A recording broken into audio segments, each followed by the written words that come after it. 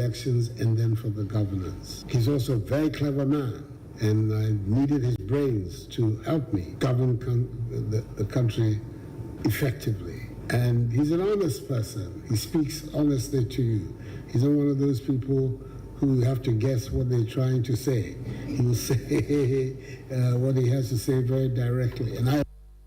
Observe to way I am a penny and another dunk for the attending Kanwana O Chirimunientia, Ben Predine Prenumuso, where you Vice President Dr. Alhaji Mahmoud Bawumia say, Nitia Pemwa, when you know Apreman Penny Janua, ya Bisin Necranwa, Woody Mampeni, ne Vice President, Dr. Alhaji Mahmoud Bawumia, and what you say, on what kind of cray, as some no, hey, Chineno and Nimu da Honma won't go Bobo and JBN, or Bacano cray, and Osasu in Yansafonim de Foix, Unim Yansa Pa, and Unti. Na ben pre nice no we no say omonichi dom no nyeni tu apemu na one no empre mampani adwano a one no na atena mu a edebesi eneya wo ya hoboa na wako na ono soso aprenity e wo MPP amanyuku abato a e baso no emum abzafo ye to aso na ye de makwa MPP amanyuku na abato a e baso don for ya dum November bosome no ne da etoso ena na kese memenda ebe e kire memene ne na wo twe pepepe na kese tu anyene ne yese anyene for MPP amanyuku no mo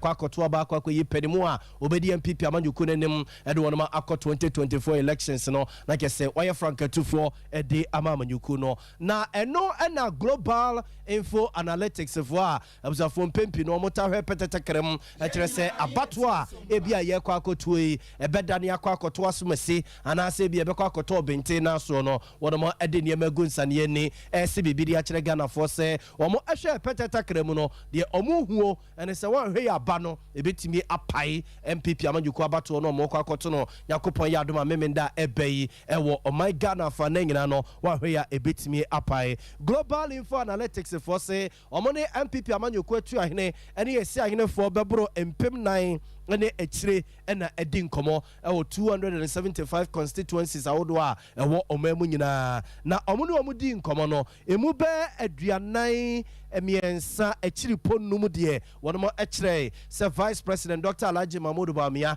ena ombetoto abade amanu ama papa no wadi eye enkudima akwakọ yim franka de ama MPP amanyuku no ena emu ohamu nchichemu be aduonu miensa echiri ponnum 23.5% so no echire se Asen Central Mraswe Gani Honorable Kennedy Kwame Akompre Kokoti Abuja Japan so no and ombeto aba e de amanu ama wa him franka de ama amanyuku no ena emu hamu chichemu be du nwotwe 18% de womo ebusa wo no mu a womo antime ensi gina ye so ombeto ama somasi anase bi ombeto ama obentre no womo antime ensi gina ye ewo womo abato no a womo ebeto no don for ye adoma memenda ebe ne na wotwe so no ano ana ama global info analytics impenimfo kire se so kika niema de si ani dia sa ni padu nwotwe ye homo chichemu be du nwotwe ene ye kire ye omo chese omo ntimi nsi gina ye enkire so omo to aba e de ama Dr. Alhaji Mahmoud Bawumia anase bi omo to aba e de ama Central Brasbe Gani Honorable Kennedy Kwame Akompre Kokoti Abuja Japan no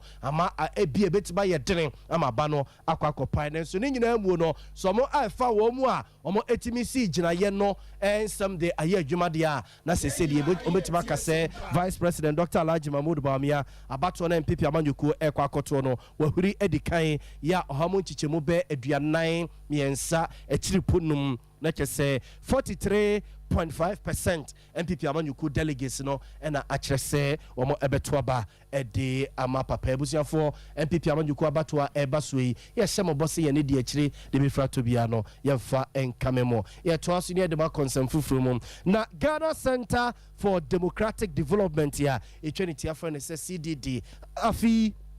ne April bosomene da edikan na yeti koi omunya mfie no aduonu enum 25 years na ifri April bosomene da edikan eba wa afimu a eye CDD mpedifo chese omo edu o anniversary den na mso omo de dwumade kese bi ahyehye so kumase abonten so a na nyina eye nkyerkyere de efa eye sene yebesi edi adwuma ewo omayimu abato amamu katasehye adwum die kankane proye ensamtwefo efa hudi ni nyina oma bobo so and am so penny a we programs manager edema CDD opene Paul Osekofo ede ensem atu dwamra omuhia nsamtwefo ene wone ye kabie wom ewo Kumase abontenso. Yes, our regional engagements here, about 5 places. Today, Kumasi, audience, some of our major stakeholders, here from government, civil society, media, and other actors, including even the private sector and labor unions. I'm going to share and he didn't come up fire. Juma here for the past 25 years now. And he was almost on Chiro Marvin fire. Juma here. See, comedy of course, very, very well. The meeting I can say, don't want to say, Juma Dina Edino, a wagon and control. Be mentioned, say, a district league table, the social accountability initiatives, district assemblies, assessing more performance across certain development indicators, assemblies, Observe to way your penny Paul or Seko for your programs manager Dema Center for Democratic Development Ghana. Eternity of CDD and an Obobon Samso Kakra Edechreano. Now Quada so municipal one more assemblyman Bako Honorable Prince Deborah Sosono Echichimo and Fasua said you made you we a day ama unum. Amayo 70 or my moon 70 years, SSM any year, or mine say so ye. Ah, what church I'm a church and never be brave. I'm able some people. So, CDD, I had there because in Ghana Federation of Disability Organizations can never be brought as partners. Into a my leaders, and so I see a bar on board. No, it's showing me brave be a free CDD. Into nearly a person when they say CDD, Crown was almost why my drafter in disability at 715 from 2006. Up to now, you perceive a Buama CDD, among who say, someone nobody can hire mine, or Miss Uncle Someone, and Rano, intimation, intimate, because I'm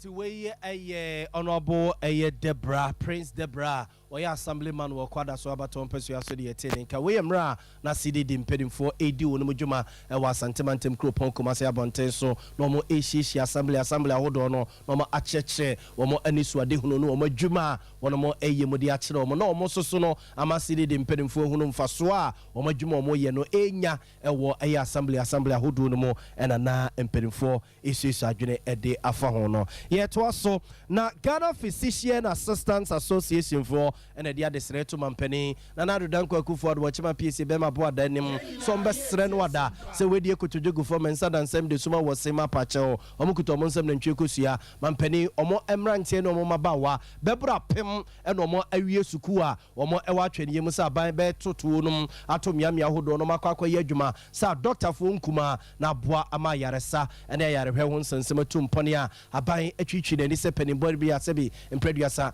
oyin from abone wo VIP bus empedefo chese wanti so dogo bi kuro no abene mpese wakwa akoma na adwuma manager so yaye na utieti omo nsem omo kano a omo so omo wi adwuma ewi suku yi ba fe ene kakranie omo titifie mampedefo de ne yedem beko ekira yedem beko ene yedem beko kire yedem beko na wotwe ebesim no de yebe post mu a edi besi ne enomo etiti hu omo de sansem ti dwabra na omo eye omo nhye de kese ewokofodua abontenso opani Emmanuel Kofinti Brentu vice president wada Ghana Physicians Assistants Association kuna no na nkoma one yedi ye ni Ghana Physician Assistant Association. Now, Physician Assistant. Past 4 years since 2018, a binding post here. So you have a backlog of about 5,000 PAs IT fee. Now, you have universal health coverage. SDG, go 3, now you have so we have health coverage by the year 2030. Now, PAs are any the gatekeeper system, the front line. Now, about 5,000 PAs IT fee as a danger of mine. Remember, Ghana health sector. Yes. I was going to way a penny Emmanuel Kofi Inti Brentu one and vice president Ghana Physicians Assistants Association wunum Dr. Funkum Nkuma omo ebuama yaresane yarehwe wonsensem etu empone na beafinia omo ewiwi suku omo egugufie wabra ban postu wunum wabra ya waya asabia hodo pinu a yeni adokotafo wo mu a omo ebehwa yafo eno ana ma omo de sa de sire we etu mampani na nado danko akufo ado enimu no yademo eto aso akongoma suamo na busuafo ntete ya Sompa FM nsɛmtwɛfoɔ pensmedu kata remnante aba beto yapono so kyerɛ sɛ Ghana Education Service ene empenimfo a ɛhwɛ Ghana yengoma sua ho nsɛnsɛm de aba beto dwa sɛ ɔma hunu sɛ adeɛ bi kɔso wɔ mayimu a ɛwɔ sɛ ntɛmpara so no ɔmututu Amerika beso ano ɛne sɛ BC exams ya yenim sɛ ye ma ne yenuanom nkuma no a ɔmo wɔ junior high schools ahodo no mo kɔkɔtwero no enkoda ne pii no a ɔhɔ no mo a ɔmo enru form 3 ɔbɔ so wɔ form 1 anase bi o form 2 na ne ma mene ne papa won atiko saa no akwa akotwero BC exams ne bi na kese wotwa wonye twa pe form 1 o form 1 no onko form 2 wono so so onko form 3 na kese wadwompe no okọ secondary school na kese saa no mode nanamu eno enanam so ba Ghana Education Service ne Ministry of Education ya ba betu gya saa de no a ekoso no ehu de emo mayi ye ngomasua eno nti no omo ba be hyase no omo de omani aframu a saa kwada no ma ye saa de ni bi nyina omo awe secondary schools ahodo no no omo ebeyi ono ma pie no ma saa de ono ma kɔ na se ukɔtwero no form 1 a obekɔ akɔtena JSS ono mo no wato aso akɔ form 2 no form 3 ansa na so obeto aso akɔ secondary school a wakɔ opere Ernest Akosa eye penimpa be de ekira ohwe ene amansa di nkomo ma Ministry of Education o cheche nsɛm sei e de kyerɛ yɛn selected provision. Classrooms now here, maybe at least 3 years, another 3 years, the basic should count. Dormitories here, the headmasters, that's a human resource. I say for it is here be a 20,000, 10,000. How much you have to teach the learning process now? Because you know you to stand among of criminal sanitary situation going forward. Victims, and another more follow victims to start, and we have to say, yeah, you're faster than a man on there. Say, oh, but sure, yeah, you have to find a place. And this sort of the junior high school and coach that is the first step number taken. I had my financial I qualify private school registered every private school now within private school I want to register Google form 1 you have a register Ghana Education Service let's spell it out.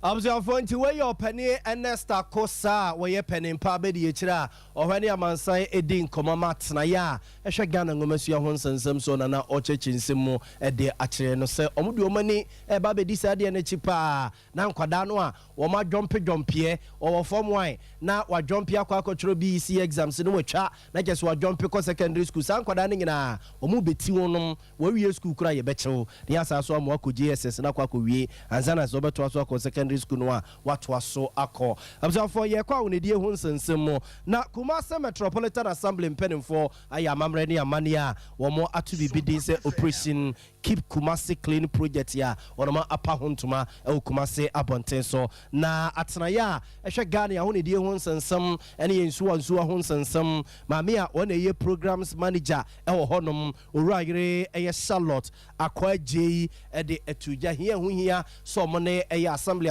ahodo no eto kese kekabomu ya honedie ho nsensem etumpone ya eno ntom ne ke memperimfo apa sa adwumadie ho ntuma e baba hyasie Kumasi abonten so ahonedie ho nsensem e baba tumpone maame Charlotte nkomoni asema enye nipa ba hofo asede eyomemu ni nyina asede esanse se yetimima ye empata motia ene enso benya apomuden na yebetimi ayesa yehwesane a ene ye kan se ye urban development ye kro yi nyina ye akese nti kro ni nyi ni so sa na ne ye bola nso ye den edoso abzafo nti weye ayewurayere Charlotte akwa eje ene yete ne nkano na no akiri head of cooperation European Union delegation to Ghana ora eye Massimo Mina esoso cheche nsemu say de kire yen. This is a very important project for the European Union because with this project we support the triangular cooperation. So we also call it cooperation South-South, and in this particular case we are supporting a cooperation at the level of municipalities, at local government. So we have a partner from Cabo Verde, a partner from Spain, and Ghana, the Metropolitan Assembly. Abza fonti way ya hunidie wonsan sam se beye ne betum pon na gira ne naso kire ben se subonti mu kokunti na nam so ma ke mempedimfo e power yes adwumadi we huntuma omo ani abrofo na e kabo mo bola e ya abo apeso se ya apeso okumase abonti so nyina no omo e ba betutu ne nyina e de afiri kuro yi mu yere kase de kwa apom dini mu na oba pani a oda Willing Ways Foundation Ghana no ma me Lydia abna menu ena ode atugya se oba be hyase no watum pasa e de afọ my God and introduce ni ntwi asaso na sebe mpreduasa yemrante ne yemaba wa no a enubone sese kra de yese aso wa anum wi a boys no se waninte ase wa anum nsa yese waninte wa anum joto a yese waninte abodam sem se ya ena boys ne so eno ena ma me Lydia abna menu eye ne se eya de bia sebe mpreduasa duru ba bia ya amamfo pino atabo bodam yenka ne sa na monti ase ba pino a bonse wanum wi ne na afa ne tirim no abodam wakwa no basa na afa ne tirim na abode dam no aba be tosom de ato abusua no so eno na ma me Lydia abna no Willing Ways Foundation Ghana eye ne se oba betum pasa no afasa de no no bodawro akira mansan se enu bone basa no ha dwene ye pa orisan sami tujawa bra na Micro Credit Association of Ghana mpedimfo akona na so edwuso abonten so no mo de akade pinu ekwa akodom no se wafato no ho so se yenuanom asabi o mo yare o madwene mu no obesesa wonum na wabo mo ma me Lydia abnamenu person me call into prevention is say me hu say Ghana for bebre sabi yenim de wa adwemu hawo no e wo low kakra enti me person me go into prevention na me educate the general public no ma dream ba enubone no any adwemu hawo so say yetumi education na ebeboa bebre na omo asabi omo wo mpo a omanya bi no say ni party ase ebeboa na omatumi ahwe omo adehye eyiye se ni party ase no otwe ho firi ni oma bi ho a ebetumi aboa e no nkoto no bone ni enti me pese me go into prevention na me church na amanse nyina adwen baso se adwemu hawo e wo ho na eba se ne e wo se eye Abza fonti weye eyema me Lydia abnamenu ena yetene nka no wona ye ba pani a wada Willing Ways rehabilitation center Willing Ways foundation ona ye oba pani a wada no we eyemra na Micro Credit Association of Ghana for de enema pinu a akwakodom no wadwuma papa wo ye eho ye nto so ne mfam nko atwema mponu abato mpeso ya so na busia for atwema mponu na entity ya so mpefem nsem twefo ababeto ya pono so e kire se abankra chepeni ohonomo aya mamre ni amane a factory muro tia wa wono masie yese eye food processing factory ewo bayire bon number 3 wakwakọ ya mamre ni amane na obia no na openi Isaac Kofi Mafo a woye DC ya owo eye atwema mponu abato mpeso ya so nyine hini ene ne mpotememra na obie sa food processing factory ya no ensem odi tudwa wo bayire bon number 3 eni governance ye abai mu hihye eye me na umi enu ana mu ntiu majo ase omampani di bigger picture na yede atoho na so your little portion na papa yi ese yeso ye no papa 1 district 1 factory bayire bon number 3 yensa kan ye di na me boa omampani ne botaye no sabe despite the fact omampani na nkase wo no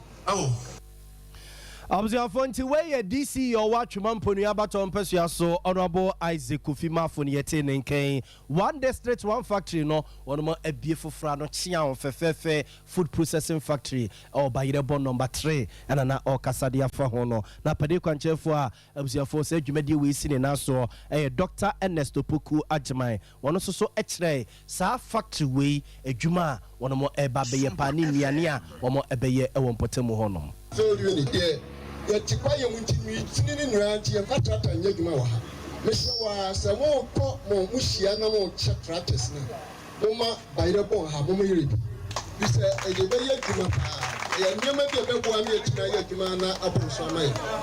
sɛ mo ne me adi akyinyi a na bi bɛba kɔ ahwɛ yɛ koko wura yɛ ti a yɛ de bɛyɛ dwuma wɔ ha na koko no kra nkɔkyi enti nneɛma bebree wɔ yɛ ni so a yɛde ɛhyehyɛ ɛba na wei de ne mfiti aseɛ na ne mfiti aseɛ no so no me kyerɛ sɛ me ma mo nneɛma bi a pɛsɛ mo dua me de bi kura gu me kan mu abasi a mmerɛ bi bɛba kontomre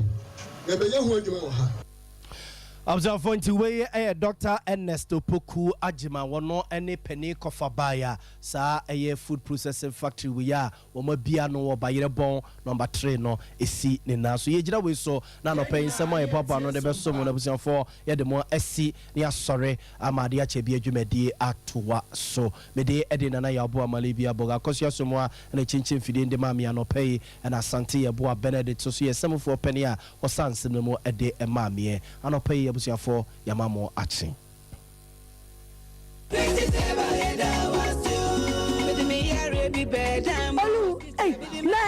Me call me for a hole. Who come from? Now, to me, I say, Grace, get the other woman, say,